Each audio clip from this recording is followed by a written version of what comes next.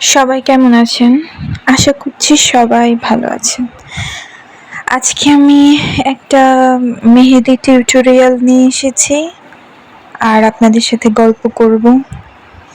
মানে আমার জীবনের কিছু অভিজ্ঞতা শেয়ার করব।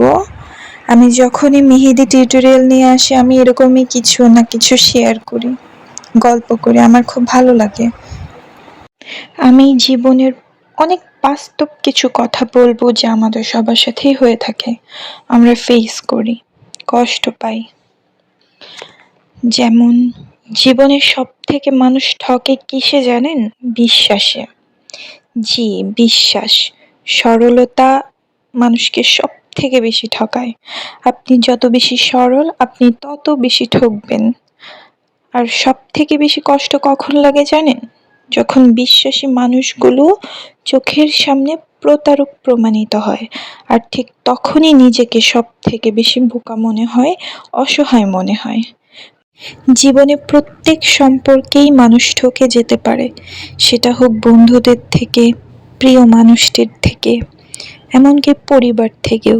কিন্তু এটা সত্য, পরিবার থেকে মানুষ খুব কমই ঠকে যায়, কারণ দিন শেষে তারাই পাশে থাকে।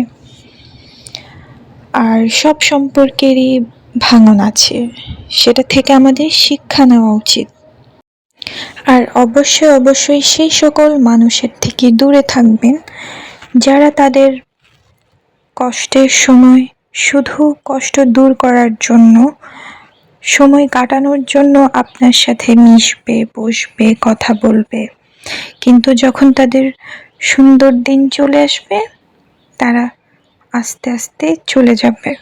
তারা সত্যি খুব বিপজ্জনক হয়।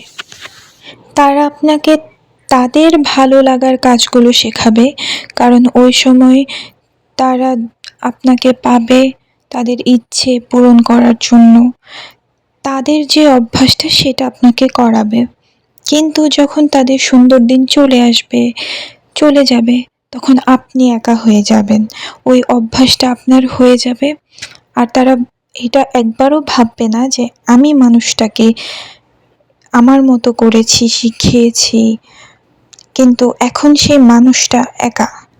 এই জিনিসগুলো তারা কখনোই ভাববে না।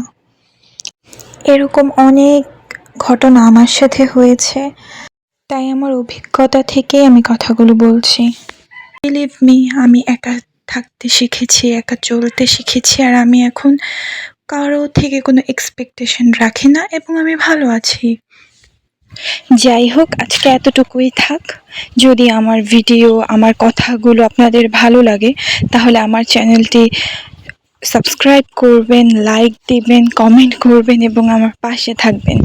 আমি আরও ভালো ভালো ভিডিও দেওয়ার চেষ্টা করব। ধন্যবাদ সবাইকে।